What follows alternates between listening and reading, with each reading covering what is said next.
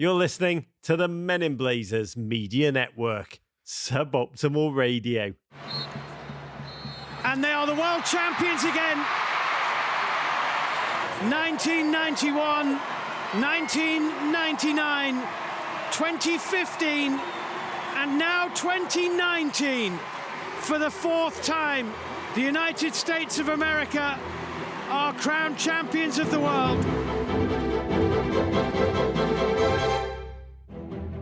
This is Rog with a very special podcast. The 2023 Women's World Cup is just 29 days away in Australia and New Zealand, and our US women, ranked number one in the world, are, no surprise, the favourites.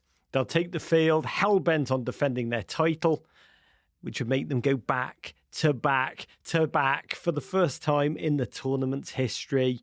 And today is one of the most momentous days of the entire pre-tournament cycle, the one in which the United States squad was announced. And we'll go into it in some detail, breaking down every decision with my guest, who was the coach who decided on exactly who would go, like Ticketmaster, deciding who gets Taylor Swift tickets. It's a joy to welcome to this Men in Blazers US Women's National Team roster reveal special, presented by Allstate, the pride of Skopje, Macedonia, via Kansas City, Missouri, Mr. Vlatko Andonovski. Hi, Rog. Vlatko, you sound high energy on this day of days, which must have been exhausting. I've got to tell you, whenever I see you, I think of something Heather O'Reilly told us when she came on this show. She said that when you were at Kansas City, you used to have your team watch a video about how the squad should be divided into artists and warriors. I've always been fascinated by that philosophy. How do you decide how many of each you need on this squad? Heather O'Reilly, first, so much respect for her. And, it was awesome working with her. But, artists and warriors, it's something I learned from a very famous sports psychologist. And on the team, you have to see, you have to know the character of the players. You have to know what you got before you decide who are the artists and who are the warriors. Once you see that, once you get to know the players, you know who can be an artist. You have someone like Megan Rapinoe, for example.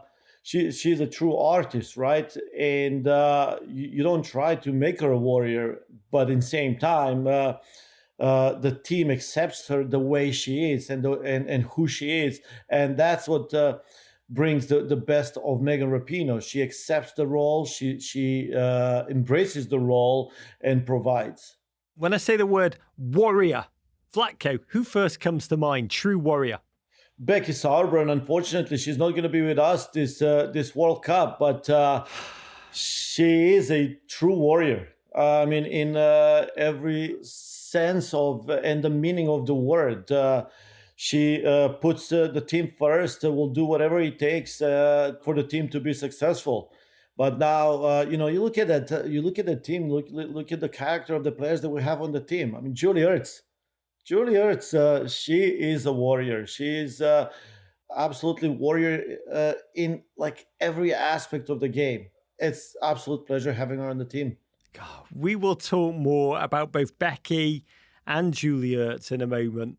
But first, you've been a coach in women's football since 2013, with what's now the KC Current and the OL Reign in NWSL, before taking over the national team job.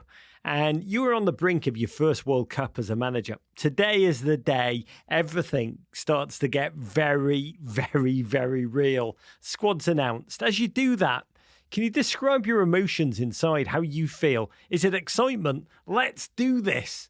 Or is it relief? Oh, thank the Lord this is over.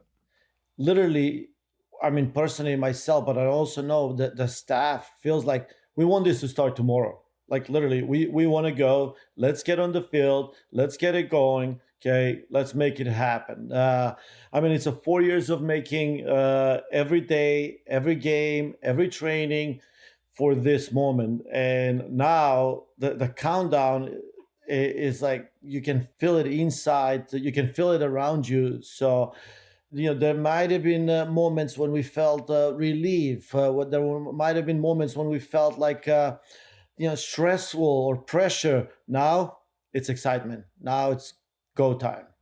It is go time, but today, it's a threshold, and there are difficult challenges in being a manager, many at any level. And one of those I always think about are those conversations where you have to tell a player that they've not made the squad. And I can't imagine how painful those must be for you, for your team. How do you approach them? What's your mindset going into these conversations? Yeah, Raj, I wish I could tell you that there was a way to do this easier or the right way of doing this. There is no right way. There is absolutely no right way. There's only one way. Okay, being honest and transparent and straight to the point. Players don't want to hear anything past those two words, whether they made the team or not, regardless of what the message is. Okay, they don't want to hear anything past the first sentence, and it's a difficult moment. I mean, we're human, like we have heart. We deliver this message to people that we care about, and these are good players. I mean, this is not a player that I can say, oh, that's not that's not a good player, and I don't care. It's like no, these are good players. Like these are top level, world class players that maybe at the very end did not fit with what we may need or we predicted that they may need. It's a choice. It's just a different choice. I'm sure that if it was someone else sitting in the same seat that I am, the choice might have been different. I cannot describe how hard these moments are because, I had a chance to talk about this briefly a little bit ago, and when you're a manager on a club team and you tell someone like, hey, you're not playing this game, it's okay. You have a week, get a training. Let's go next Sunday. You're on. Like you have a chance. Even if you release a player from a club team, say, hey, we're gonna move in different direction, no problem. They get on, they go to a different team, and they're gonna play against you next Sunday, right? Where here, this is 4 years now. Like they gotta go back from the beginning, work for 4 years to hopefully get another chance. I mean, it's hard. It's hard for me. It's hard for our staff. But no matter how you do it, no matter what you do, when you have 23 players on the roster and you have a pool that is as deep as ours, somebody will be 24, somebody will be 25 and 6 and 7. So these moments are difficult. What was the hardest decision that you had to make, Vlatko? I mean, there were few players that we went through that we literally could have gone different direction, and some of it was obviously we talked about different choices when we look at what we may need in certain situation of the game or certain games, different opponents, whether it's game 1, game 2, or game 3, and then we look at possible situations that may occur, whether a team plays with 3 in the back, 4 in the back, 5 in the back. How do they attack with 2 forwards, 1 forward, 3 forwards? What part of the field do they position themselves? Is it lower? Is it middle? Is it high press? What kind of defense is a team defense they employ? And do we have the weapons that we need if we are pushing for a goal, or if we are preserving a lead, or if we're men down, if we're men up? Player down, player up. I mean, these are all different situations that we have to evaluate, look at our players, and then see what we need. But I have to say that some of the decisions might have been different if some of the injured players were on the team. It's not just the direct differences. If Mel and Becky and Katerina Macario, if these players were on, obviously the team is different because of them. But also they influence the other decisions on the roster as well. Yeah, as you're hinting, today is about celebrating who will be representing our nation in World Cup play. But as you've just done, we've got to acknowledge a number of players, including huge goal scorers, Kat Macario, Mal Swanson, who were lost to cruel long-term injuries. And just last week, and we were all still reeling from this news, your transcendent captain, Becky Sauerbrunn, unable to shake off that foot injury. She's part Maldini. She's part Ruth Bader Ginsburg in cleats. You lose so much in losing Becky, more than just a player on the field. She really is a deeply influential figure, a culture setter in that locker room. Vlatko, can you describe in your own words what you lose from Becky's absence? I'm going to start first. Like, Becky and I go way back. Like you mentioned Kansas City way back. 2013, she was named captain on the team by me. I came on the national team. She was named captain by me as well. I mean, I think that just tells you how much I trust Becky. I trust her on the field. I trust her off the field. I trust her to lead this team, help this team. I trust her to help me and the staff do what's necessary to win a World Cup. And if there was a chance or a way to get Becky there with where she would have a meaningful impact on the team, she would have been there. Now, obviously, she's not there, and we're losing a good player. We're losing a leader. But as you said, we have to look forward. I mean, we have a team, we have a squad, we have players that will step in and fulfill these roles. Question from a fan. At RT4Life18, Vlatko, were you tempted to bring Becky as a coach? I don't think we could bring her as a coach, but there were different ways we're looking to incorporate her if possible. Still looking at it, but I wouldn't say the chances are very big. Oh, you talk about that leadership vacuum. Do you have a new captain in mind? Obviously, that's something that we as a staff have talked about. And I can say Lindsey Horan was a captain with Becky, or captain coming up captain, someone that we have trained, worked with this whole time. And she was someone that was learning from Becky. She was someone that was working with Becky. But, one thing when we talk about captain on the US Women national team, one person can't do the work. One person is not going to be able to do the work. One leader is not going to be able to do the work on the national team. It's a group of players that will have to take the toll. They will have to take a role of a leader. And I'm just, I guess, blessed with such a good group of leaders on and off the field that know how, they have done it before, and have experience to take that responsibility. Yeah, your squad is a fascinating balance of seasoned veterans, been there, done that. But 14 of the 23 are travelling to their very first World Cup. It runs a range from 18-year-old wunderkind ALYSSA Thompson to 30-year-old goal machine Lynn Williams. Honestly, hard to believe this is Lynn Williams' first World Cup. And you've talked in the past about how the US squads often seem veteran-heavy.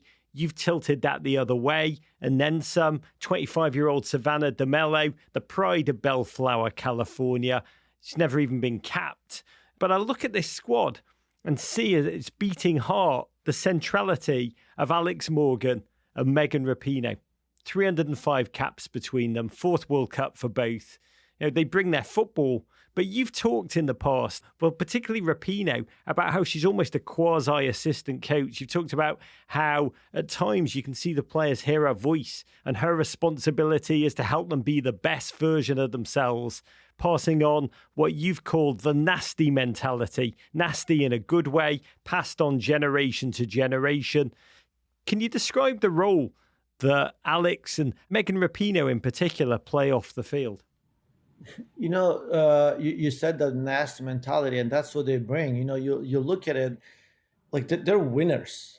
We talk about everybody loves to win. You know, like everybody enjoys winning, but it's different. You know, like I look at Alex. She's probably one of the most competitive players that I've ever been around. I mean, she just wins.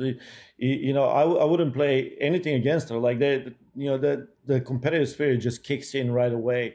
Or you talk to someone like Pino. I mean, when she talks about winning, her passion just literally just blasts out of it. Like she just loves talking about winning. And when young players see that, like, it rubs off, and it just changes the way they think. And when they see that passion, when they see that the confidence too, when they see the competitiveness, it rubs off. And that's something that this group is going to need. This group needs that. This group needs to see that. This group needs to follow that too, because when the tournament comes, that type of mentality will be needed. Following up on that, do you feel that this squad, this group, has the right amount of nasty, the dark arts, enough black belts in swagger and shithousery, Vlatko? Yes, I mean, this group is made of it. Like, you have no choice. Well, like, once you come in this environment, you have no choice. Once you get around Crystal Dunn and Kelly O'Hara, and we talked about Pino and Alex, but then you have the middle ones like Rose and Lindsay. Like, you better be ready to compete. You better be ready to work hard. I mean, they'll get the best out of you every second you spend on the field. Is it one of the younger players? You talk about the older players in the middle. Is it one of the younger players that you're looking at in that 23, like a Sophia Smith or a 21-year-old Trinity Rodman, who you look at and think, she's someone who's going to step up and assert themselves as a new source of leadership on this team? I mean, you know what? You mentioned Sophia Smith. She's a savage. She is like, she gets around the goal. She's a beast. The moment she sees a goal, the game stops for her. That's what she's focused on. You look at her in the league when she gets in and around the box with the ball. It's exciting to watch her. It's almost like everything stops and she's in the moment. So I'm excited to see her in the World Cup. I think she's gonna do very well. Sophia Smith is inevitable. No one knows how to win this tournament better than the United States.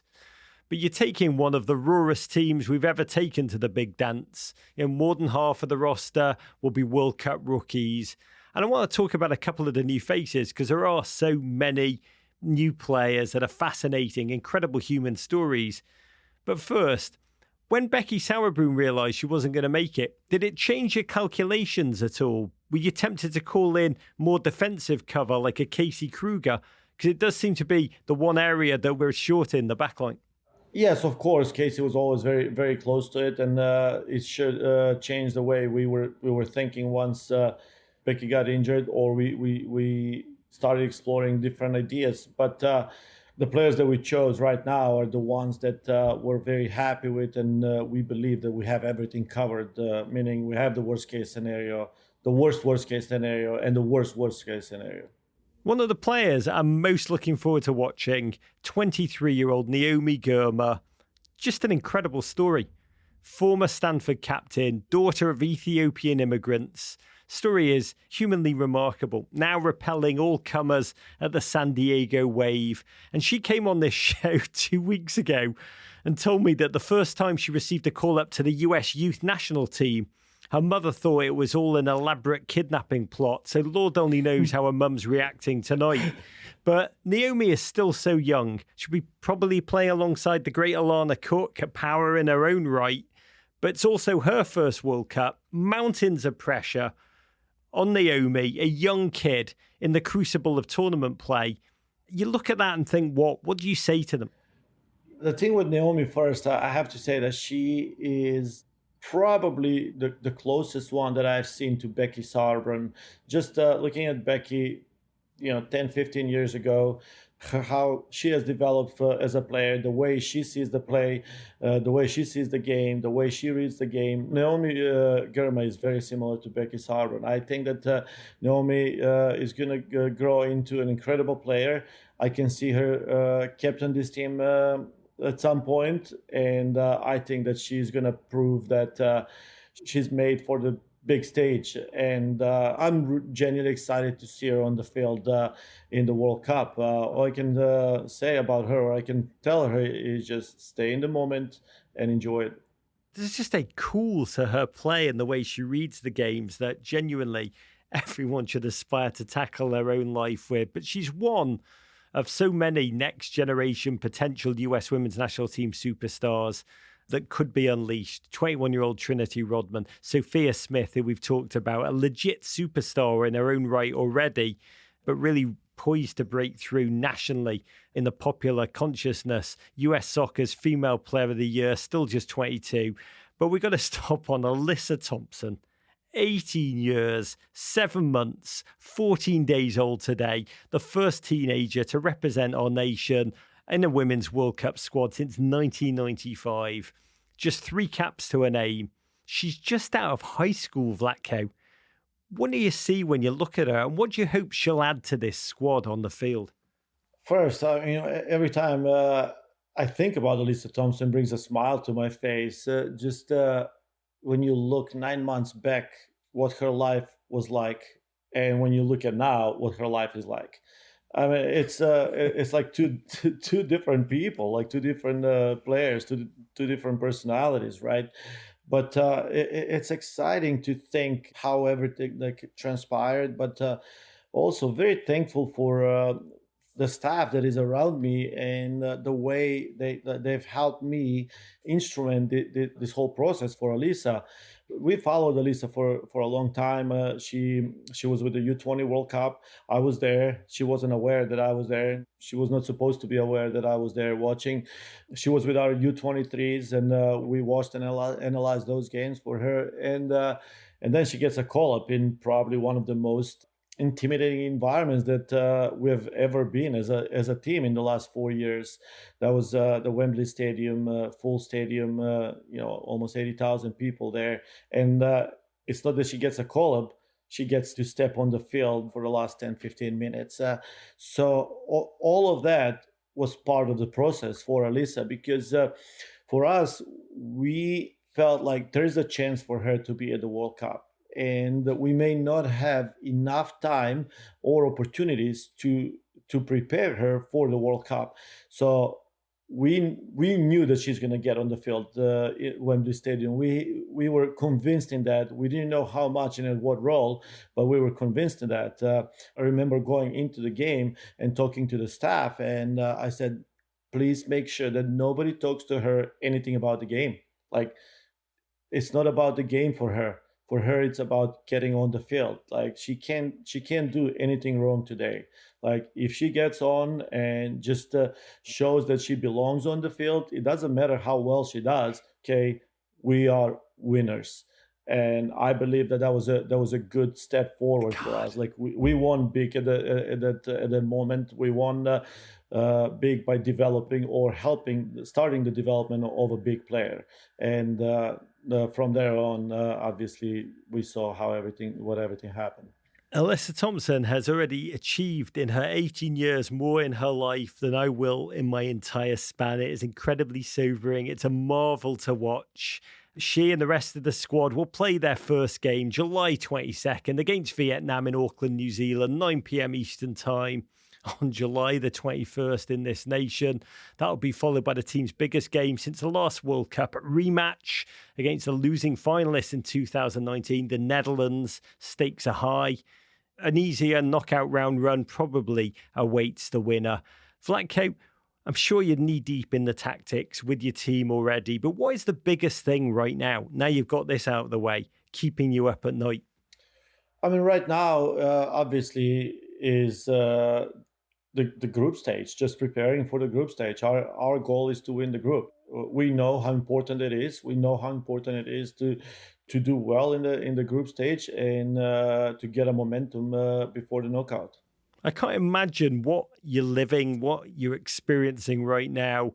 Times of wonder, but also times of high stakes, human pressure.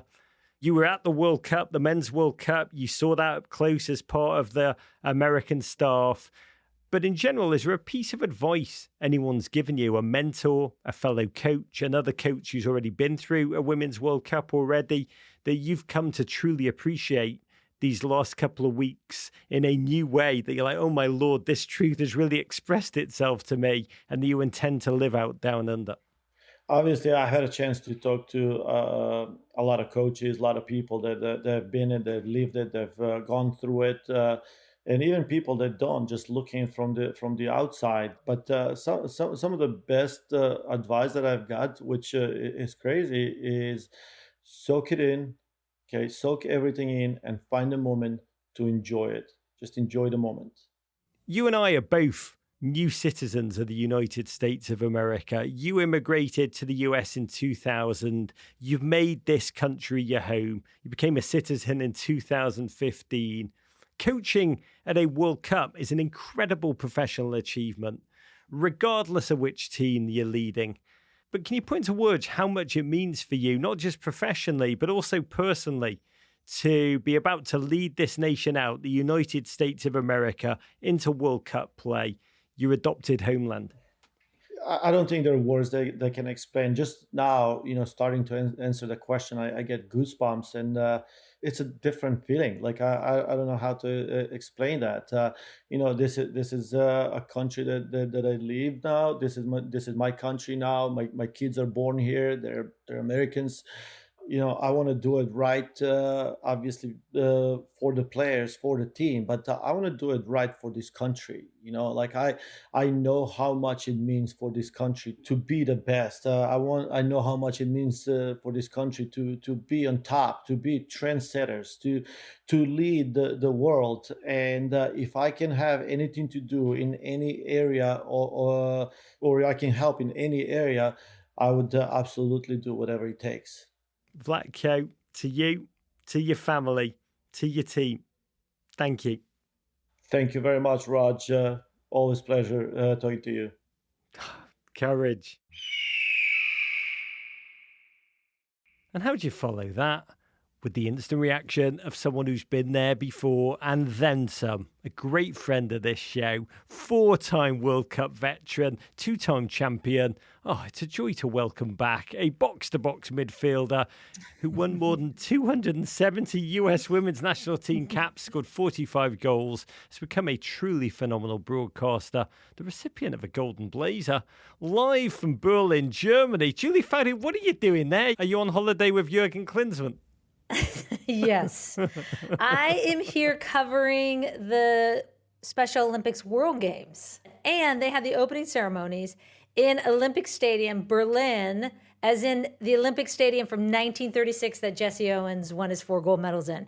So you're in this city with all this history and all these walls that weren't about inclusion, and here we're here for the Special Olympics, which is all about inclusion. So it's a really cool event, actually. I'd just say all this history is doing a lot of heavy lifting in that phrase, but we've got important things to talk about because the roster's just dropped, and I do want to know, when it did drop this morning, what was your very first top-line reaction? Give it to us straight, Julie Foudy. What was the very first thought that popped into your head? First thought that popped into my head is, how about SAVANNAH DEMELO?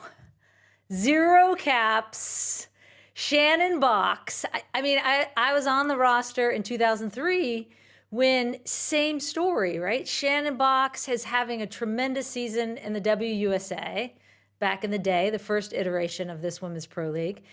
And without any caps, April Heinrichs named her to that 2003 squad. And so I had a lot of flashbacks, and Shannon Box ended up crushing it at that World Cup and obviously having a Hall of Fame career. She was just inducted into the Hall of Fame. So super excited for SAVANNAH and what that brings. But yeah, that was my one reaction, is that's only the 3rd time this has ever happened in the history of the team. And so, and on top of that is all the feels that go around roster reveal day.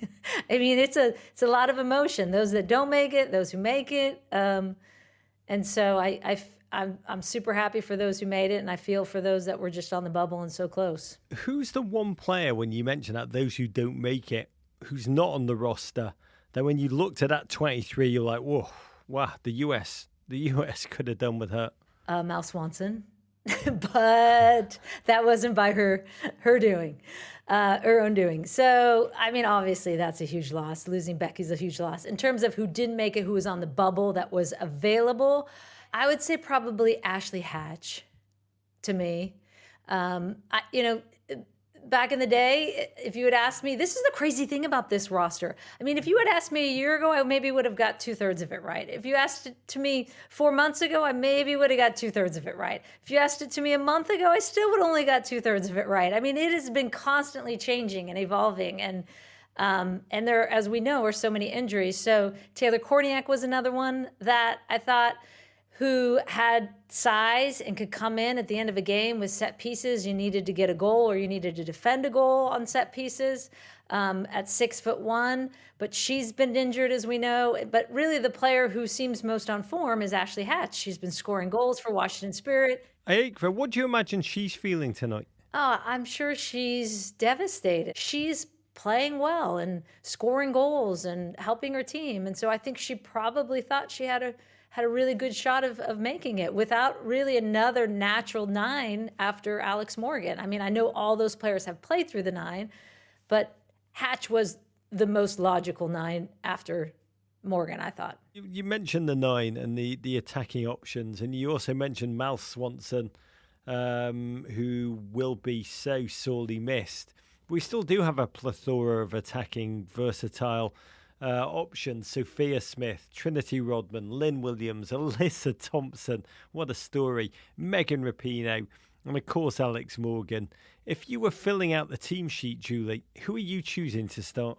I'd have Sophia Smith, of course, in there, Alex in the 9. And then I would say the other winger for me right now, based on form, would be Lynn Williams. And the other thing you get from Lynn Williams is you get both sides of the ball, which is why Vlatko loves her, right? She's going to give you that defensive presence he loves. She's going to press when you need it. She's going to counter press when you need it. So I think that would be my front 3 based on what's available. Big picture, when you look at this 23, what gives you the most strength, the most belief, the most optimism? You have some real game changers in this group, even though they're young. I think Sophia Smith is a game changer. I think ALYSSA Thompson is a game changer. I, of course, watch her all the time at Angel City. And every time she touches the ball at 18 years old, the entire stadium gets on its feet. I mean, that's the kind of excitement she brings to a game and how she can change a game. And yes, she's young, and you have a lot of young players. Trinity Rodman, of course, we've seen change games. And so I think the youth of those game changers gives me a little bit of pause when you're missing, as in form that Mal Swanson is a player. That is going to hurt for sure. But I'm always hopeful because the United States has such depth. So what gives you the greatest pause? What makes you feel just a tinge of fear? Raj, as you and I know, injury is always part of World Cup rosters and having knocks, but this seems to be coming in a lot of waves, and it seems to be coming with a lot of players. And so when you go down and you don't see a creative game changer, speaking about the ultimate game changer in Rose Lavelle playing since April, that gives me pause. Julie ERTZ didn't come back until April after almost 2 years off. That gives me pause, whether she's going to be ready. And then you have a young center back pairing. And although NAOMI GIRMA has been outstanding, you lose that leadership of Becky Sauerbrunn. And so that gives me a little bit of pause on top of losing Mal Swanson, who had scored half their goals when she got injured in this calendar year alone. But that's a 23. How does this rank compared to other 23s that we have dispatched to World Cup play in your mind? Well, I mean, nothing compares to the 99 team, or the 91 team, or no. Of course. If you had a healthier roster with Mal Swanson and Becky and Katerina Macario and Rose Lavelle that was healthy, and you could come into this with not having to manage minutes or miss some players, I think this could have been one of the strongest rosters they put together. But I feel like it falls, and I would say probably in the middle of the pack, but I'm still super hopeful because I do think you have these young game changers that you just don't know how they're going to react when you're in this pressure cooker of an environment, and you hope they're going to act and respond. And I heard Sophia Smith say multiple times, I love that pressure. I love it, these big games. So that gives me confidence. But when you have so many young players, there's 14 in their first World Cup, I would probably put it about midway through the rest of the rosters. This is a joyous day for the United States, but they are not in this tournament alone.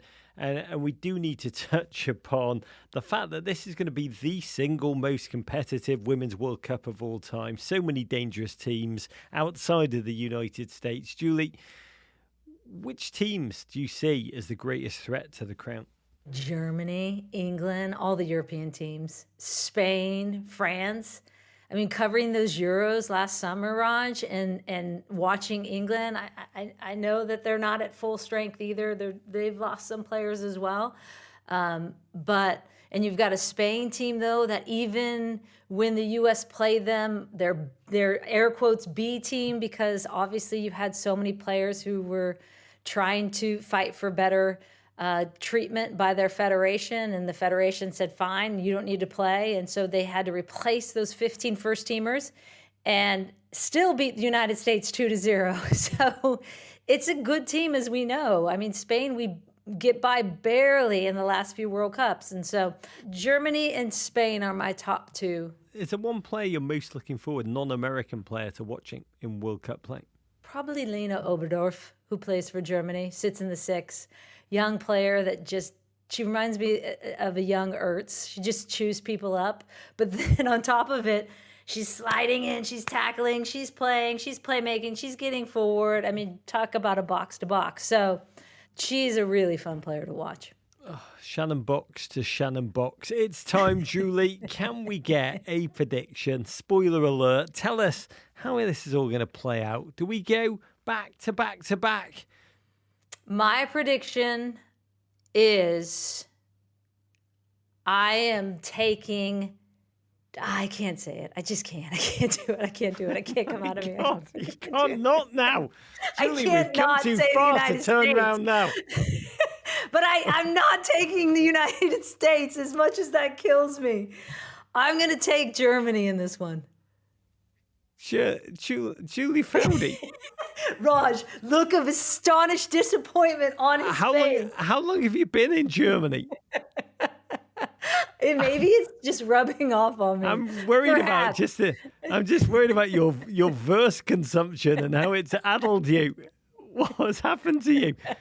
In all seriousness, this is like Patty Hearst syndrome. This is terrible. Blink and we'll come and retrieve it. Here's my problem. I watched all those Euros and covered all those Euros last summer, and I thought, oh my gosh, this European contingent is strong. And then I do worry about some of the injuries that we've been saddled with on the United States team. I hope I am so damn wrong, Raj. I hope I am wrong, but I think the European contingent is going to be strong. God, I wish I was actually in the same room as you. I would pull off your face mask and there would be Alexi Lalas inside it. I was you all the time, Alexi Lalas. Just say contrarian crap just for the hell of it. Julie doesn't mean it. Dear listeners, just kidding. I'm just kidding. What am I thinking? No. There's no chance that Alexi Lalas would pick anyone other than America. Who am I kidding? Oh, wait. One last thing that I'm most impressed about with this roster. This is a good little nugget, Raj. He's still so disappointed. Look at him. He can't believe it. It's amazing. You're gonna be okay. You're gonna be okay. There are more women of color on this roster than any other USA roster ever for a World Cup. Nine. So when we talk about the importance of diversity in the game and getting more women of color into the game, I posed that question to Crystal Dunn today, and she talked about being just so proud that there's more representation, and Allstate are, to give them some credit, their Reason to Believe program is all about trying to get access and opportunity to these underserved kids in these communities. So that's awesome because we're finally seeing the fruits of that. Godspeed. Crystal Dunn, we are genuinely about 2 minutes away from taping with her, so we will talk more. Do not tell her I picked Germany, whatever you do. How can I not? I've got to, genuinely, this is like hearing Bruce Springsteen give up on America. It is. It's like Bruce Springsteen saying, sod it, America's done. I'm out of here. I've heard Julie Foudy's moved to Germany. I'm moving. I'm gone. Julie, despite your negativity, pessimism, and just, I don't know what it is, choosing us predictions, before we go, we do want to thank the GFOPs at Allstate for making all of this possible. Yeah. And a big, big danker in your language, in your native tongue, Super Julie Foudy. Always, Raj. Thanks, buddy. And to this team, as we prepare to descend down under and defend their title, we'll leave you with one word. Listeners, courage.